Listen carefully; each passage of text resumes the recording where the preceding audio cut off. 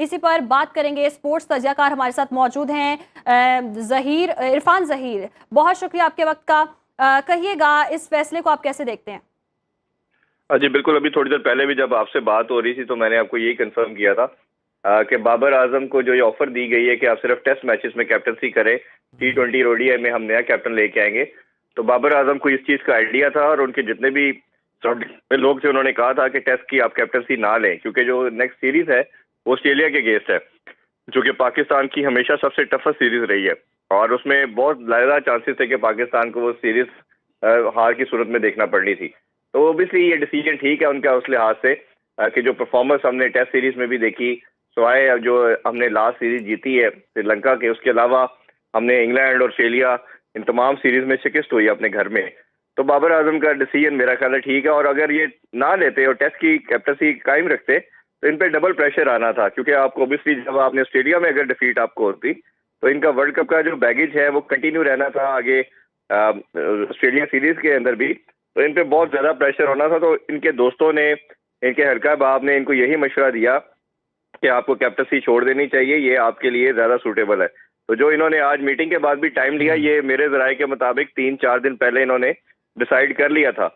जब ये इंग्लैंड के खिलाफ मैच हारे थे तब भी इनको आइडिया था और इन्होंने मुशावरत तभी स्टार्ट ऑस्ट्रेलिया कर की दी। आपने बात की, वो तो अभी होना है मुस्तकबिल में, लेकिन जो हमने देखा कि हालिया वर्ल्ड कप में जो सूरत हाल रही, जो नाकिस कारकर्दगी रही ना सिर्फ टीम की बल्कि कैप्टन की भी, तो उसके बाद किसी को तो जिम्मेदारी लेनी थी इस तमाम तर नाकिस परफॉर्मेंस की। अब बिल्कुल ऐसे ही है, इसमें देखिए 3 बड़े स्टेक होल्डर थे, एक आपका कैप्टन है, एक आपका कोच है और तीसरा आपका अगर बात करें तो चीफ सेलेक्टर आ जाता है या चेयरमैन आ जाता है। अब चीफ सेलेक्टर तो आपका था नहीं, उसको तो पहले ही आप सैक कर चुके थे। पीछे कोच और कैप्टन थे। कोच ने कैप्टन पे सारी रिस्पॉन्सिबिलिटी डाली कि कैप्टन ने ये सारी चीजें करनी थी। इसी तरह डायरेक्टर जो है वो मिकी आर्थर है, वो टीम को सिर्फ इवेंट के टाइम ज्वाइन करते हैं, तो रिस्पॉन्सिबिलिटी कोई भी अपने पे नहीं ले रहा था। मेरा अपना मानना यह है कि सबसे ज्यादा ये ऑनर्स जो है रिस्पॉन्सिबिलिटी बाबर पे बनती थी, क्योंकि ये टीम जो 4 साल से खिला रहे हैं ये इनकी मर्जी से खिलाई जा रही है। वर्ल्ड कप का सारा स्क्वाड इन्होंने खुद डिसाइड किया, सब लड़के, एक एक लड़का पिक एंड चूज इनकी अपनी थी। तो जब आप फॉर्म नहीं करते तो ऑब्वियसली आपको सामने आना पड़ता है, आपको दुनिया को बताना पड़ता है कि ये चीजें हमसे गलत हुई, हमने ये मिस्टेक की और मैं इसको ऑन करता हूँ। तो ये मेरा ख्याल बाबर अगर भी ये चीजें एक्सेप्ट कर लेते तो ज्यादा इरफान, जिस बेहतर तरह था। आपने बात की, क्या बाकी बोर्ड्स में भी यही रिवायत होती है कि कप्तान ही सारे जो खिलाड़ी है उन्हें सिलेक्ट करता है? देखिए असल में ये दो टेन्योर गुजरे, उसमें हमने जी। देखा है कि सारे के सारे वो बाबर आजम को दे दिए गए थे।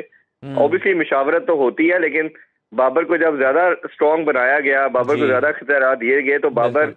हमने देखा कि जब कोई लड़का इंडक्ट करने की भी बात की जाती थी, जैसा जुमान खान की बात हुई, मैं आपको एग्जांपल देना चाहूंगा, ये माद की बात हुई, तो बाबर ने इनकार कर दिया। उन्होंने कहा जी मुझे शदाब चाहिए, शदाब को मैं ऑन करता हूँ, शदाब मेरा मैच विनर है। फिर नवाज को उन्होंने प्रेफरेंस दी इमाद के ऊपर। इसी तरह जब डिस्कशन हुई कि आपका नसीम शाह नहीं है तो मोहम्मद आमिर को लेके आए, तो बाबर ने रिफ्यूज किया कि मोहम्मद आमिर किसी सूरत नहीं आएंगे। ठीक है, तो फिर जमान की बात हुई तो जमान की जगह उन्होंने हसन अली को प्रेफरेंस दी। ये जितने भी डिसीजन थे ये सारे बाबर आजम के अपने थे। तो जब आप हर चीज में अपनी मर्जी का डिसीजन कर रहे हो, अपनी चीजों को लेके चल रहे हो, कंटिन्यूटी आपको मिल रही है और 1-2 सीरीज के नहीं है, आप कंटिन्यूटी देखें तो ये ऑलमोस्ट 2000 के एंड से 2019 के एंड से लेके अब तक की है। तो अप्रोक्सीमेटली ये 4 साल आपको कंटिन्यूटी मिली है और आपको हर फॉर्मेट में कैप्टनसी दी गई। तो ये मेरा ख्याल है बाबर आजम के ऊपर रिस्पॉन्सिबिलिटी सबसे ज्यादा थी कि वो उसको निभाते। लेकिन इनके ऊपर ना प्रेशर बहुत ज्यादा था। आप ये देखिए कि PSL के ये 3 सीजन एज ए कैप्टन खेले, उधर भी कोई टाइटल नहीं जिता पाए कराची किंग से, और फिर इरफान, अभी बिल्कुल लास्ट हम सीजन। देख सकते हैं कि ओवरऑल ही उन पर प्रेशर ज्यादा था, इसलिए उनकी अपनी परफॉर्मेंस भी बेहतर नहीं थी। तो अब आपको लगता है कि जब वो बतौर खिलाड़ी टीम का हिस्सा होंगे, स्क्वाड का हिस्सा होंगे, तो यकीनन प्रेशर कम होने से उनकी परफॉर्मेंस में कुछ बेहतरी आएगी, मजीद निखार आएगा? नहीं, मेरा पर्सनल ओपिनियन तो बिल्कुल यही था कि बाबर हम्म। आजम को एज ए प्लेयर ही खेलना चाहिए, ये कैप्टन कमोडिटी नहीं है। तो बाबर आजम का अगर हमने जितने भी पास स्टार्ट देखे, इसको मैं रिलेट करूंगा विराट कोहली के साथ और सचिन तेंदुलकर के साथ। दोनों बेहतरीन बैटर थे, नंबर 1 बैटर अपने टाइम के, बट वो कैप्टन अच्छे नहीं थे। तो जब उनके बोर्ड ने रियलाइज किया कि ये तेंदुलकर को तो ज्यादा ऊपर रेट करता हूँ कि तेंदुलकर ने तो खुद छोड़ी थी कैप्टनसी, विराट कोहली से 2019 के वर्ल्ड कप के बाद ली गई। तो ये एक अच्छा होता है कि अगर आप खुद आप रियलाइज कर लें कि जो मुझे टास्क दिया गया, जो अपॉर्चुनिटी दी गई, मैं डिलीवर नहीं कर पा रहा। देखिए इसमें 2 स्कूल ऑफ थॉट है, एक आपका बॉर्न कैप्टन होता है, एक लर्निंग कैप्टन होता है। बाबर को 2-2.5 साल 3 साल तो ये लेवरेज मिलता रहा कि ये बॉर्न कैप्टन नहीं है, लर्निंग कैप्टन है, और लर्निंग कैप्टन कुछ टाइम के बाद सीख जाएंगे। बट अगर आप 4 साल के बाद भी वही मिस्टेक करते चले जा रहे हैं, जब टीम की कंपोजिशन की बात करते हैं, फखर को कैसे बाहर कर सकता था बाबर? अब इब्रार आपका मिस्ट्री स्पिनर है, आप कैसे उसको टीम में इंडक्ट नहीं कर रहे? तो जब आप इस तरह के डिसीजन लेंगे, न्यू बॉल का आपके पूरे मुल्क के अंदर कोई बॉलर नहीं है शाहीन के अलावा, आप एक बॉलर के साथ न्यू लेकिन बॉल इरफान, के वर्क यही के वो लिए जा रहे टीम हो। थी जो नंबर 1 भी थी, अब अचानक से ऐसा क्या हुआ कि बात इस्तीफे तक जा पहुंची है? देखिए, ये नंबर 1 का क्वेश्चन जो आपने किया है बड़ा वैलिड क्वेश्चन है, बट उसकी रियलिटी ये है कि आप बी और सी टीमों के साथ अपने घर में खेलते रहे। आपने एक भी तगड़ी सीरीज आउट ऑफ कंट्री नहीं जाके जीती, ना खेली ना जीती। तो जब जिस तरह हम टेस्ट में भी एक दफा, आपको यह याद होगा 2015 में मिसबाह की कैप्टनसी में हम टेस्ट के अंदर भी 2-4 दिन के लिए नंबर 1 बने थे। तो हमने वो 4.5 साल जो अपनी क्रिकेट थी वो यूएई के अंदर खेली। तो अपने घर में खेल के जीत जाना, आप वो मंजन तो बिकता है कई दफा, बट वो आपको जब इंटरनेशनल प्लेटफॉर्म पे जाएंगे तो एक्सपोज भी होते हैं। तो फिर आप ये देखें ना कि आप अपने जैसे घर से बाहर निकले, एशिया कप में आप एक्सपोज हो गए, अभी आप वर्ल्ड कप में आए तो पूरी दुनिया ने आपको एक्सपोज कर दिया। तो अगर आप इतने नंबर 1 थे तो आपकी सारी चीजें कैसे खराब हो सकती है?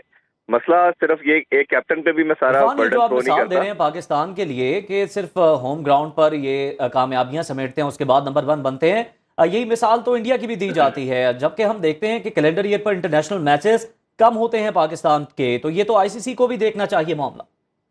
नहीं, ये तो इक्वल अपॉर्चुनिटी मिलती है। कई दफा होता है कि आपको सीजन ऐसा लगता है कि आपकी होम सीरीज ज्यादा आती है, कई दफा होता है कि आप अवे ज्यादा खेलते हो। तो लेकिन ये जो साल पिछला गुजरा उसमें हमारी होम सीरीज ज्यादा थी, अब हमारी होम सीरीज नहीं है। अब जैसे आपने टेस्ट सीरीज खेलनी है, ऑस्ट्रेलिया साथ T20 आपका न्यूजीलैंड है, फिर PSL है, फिर आपकी इंग्लैंड की सीरीज है। तो आगे आपकी जो 2024 की क्रिकेट है वो तो आपकी है ही अवे। तो आईसीसी इसी तरह देखता है। देखिए, भारत की भी सक्सेस बाहर कम है, लेकिन हमारे से बहुत बेहतर उनके स्टैट्स बताएंगे आपको कि उन्होंने ऑस्ट्रेलिया को ऑस्ट्रेलिया में हराया हुआ है, 2 दफा हराया है, इसी तरह इंग्लैंड में वो जीते हुए हैं। तो हमारी जो परफॉर्मेंस है, अगर आप कंपेयर करेंगे भारत का एक डेकेड पीछे चले जाए, 10-15 साल पीछे चले जाए, तो भारत हमेशा स्ट्रगल करता था, हमारे से ज्यादा स्ट्रगल करता था अवे सीरीज में। बट अभी जो 10-15 साल में है वो बाहर जाके भी जीते हैं। अनफॉर्चुनेटली हम वो परफॉर्मेंस नहीं दे पा रहे। बट अगेन भारत भी अपने कंट्री में बहुत स्ट्रॉन्ग है, जिस तरह अभी वर्ल्ड कप चल रहा है वो अनबीटेबल जा रहा है और सारे मैचेस जीते जा रहे हैं। तो ये तो ऑब्वियसली रिस्पॉन्सिबिलिटी है। आपने देखें, टीम की जब कंपोजिशन बनाते हैं तो आप हर तरह के एरिया को कवर करते हैं। आप ओपनर देखते हैं, आप मिडिल ऑर्डर देखते हैं, आप स्पिनर देखते हैं। हमने क्या किया कि T20 हो रहा है तो बाबर और रिजवान ही ओपन करेंगे, और आप 140, 50 या 60 की क्रिकेट खेल के सोचते थे कि हम टाइटल जीत पाएंगे। आपने देखा कि नहीं जीत पाए। इसी तरह ओडीआई के अंदर आपने बात की, आपने एक तो ओडीएस कम आपको अपॉर्चुनिटी मिली, तो जो मिली आपने वो होम सीरीज खेली। तो आपने अपना एक कॉन्फिडेंस क्या देना था? अब तैयब ताहिर जो लड़का है वो मिडिल ऑर्डर का मेरी नज़र में डोमेस्टिक में और आपके सर्किट में सबसे बेस्ट है। आप एशिया कप में सेलेक्ट करते हो, आपने उसे खिलाया नहीं। साइम अयूब बच्चा क्या परफॉर्मेंस देगा ऐसा, वो दुनिया को क्या दिखाएगा, तो आप उसको टीम में इंडक्ट करेंगे। उस लड़के ने आप देखें कायजम ट्रॉफी में परफॉर्म इरफान, किया, ये भी तो बातें की वेस्ट जाती इंडीज हैं में कि किया। बड़े मैचेस में ये लोग ये नए खिलाड़ी प्रेशर ले जाते हैं, उस तरह से परफॉर्म नहीं कर पाते, ये कितना वैलिड है? देखें, आप अपॉर्चुनिटी नहीं जब देंगे तो फिर आप ये कैसे ब्लेम कर सकते हैं? आपने साइम अयूब को सिर्फ 3 मैचेस दिए, जो आपकी अफगानिस्तान के साथ सीरीज थी, जिसमें से एक उसने मैच आपको जिताया। आपको जी। एटलीस्ट कुछ 6-8 मंथ तो देना होता ना किसी प्लेयर को। और जब एक लड़का प्रूफ करके आता है, इसी तरह आपका इमरान गुलाम लड़का था लास्ट ईयर, आपको याद होगा 37 साल रिकॉर्ड ब्रेक किया उसने। आपने 4 सीरीज में उसको साथ ट्रैवल करवाया, एक मैच नहीं खिलाया।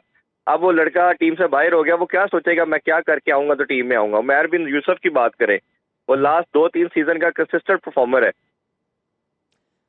अच्छा, मैच नहीं खिलाया। इरफान, हम देख रहे हैं कि जिस तरह से आप भी ये बात करते आए हैं हमेशा से अपने प्रोग्राम में कि एशिया कप में जो भारत से हमें हार हुई उसके बाद टीम संभल नहीं पाई, बहुत ज़्यादा टीम पर स्ट्रेस था, नफसियाती तौर पर भी एक दबाव था, और हमने देखा कि जो सेशंस होते थे साइकोलॉजिस्ट के साथ उसमें भी बहुत कम शिरकत करते थे खिलाड़ी। तो किस तरह इस नफसियाती दबाव से निकल सकती है टीम?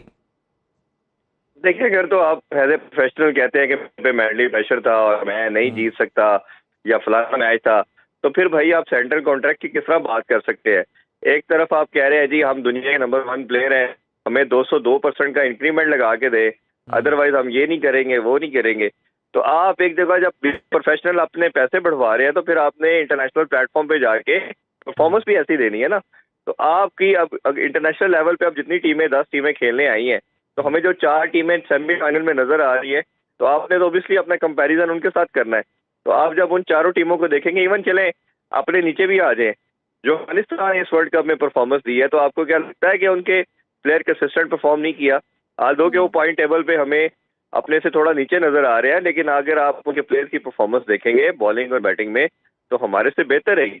तो आपने ये जरूर देखना है एज ए टीम भी और एज ए इंडिविजुअल भी कि आप किन चीजों में गलती करते रहे, किन किन एरियाज में आपने मिस्टेक की। जैसे 5-6 एरियाज तो मैं आपको बता चुका हूँ जी कि टीम में क्या क्या चीजें होनी चाहिए थी, क्या आपको टीम का इरफान, जो गलतियां आप करना जरूरी बता है। चुके, जो आप पॉइंट आउट कर चुके, क्या उनसे सीखने की भी कोशिश की जा रही है? देखिए, ये तो अब एक बड़ा लम्हा फिक्रिया है कि हर वर्ल्ड कप के बाद जब बैकल होता है, आप गिरते हैं, नया मलबा किसी पे डलता है, टीम चेंज होती है, कमेटी चेंज होती है, नया बोर्ड आएगा। अभी तो ये पता नहीं है इस बोर्ड में कितने दिन अच्छा चलना है। इरफान, वर्ल्ड कप ज़कात के चौधरी बाद साहब ने तो अभी खुद पाकिस्तान क्रिकेट एक्सटेंशन बोर्ड ली ने है। कौमी टीम के पोस्टमार्टम का ये जो फैसला किया है, आपको अब क्या तब्दीलियां नजर आ रही हैं, क्या जरा बताते हैं?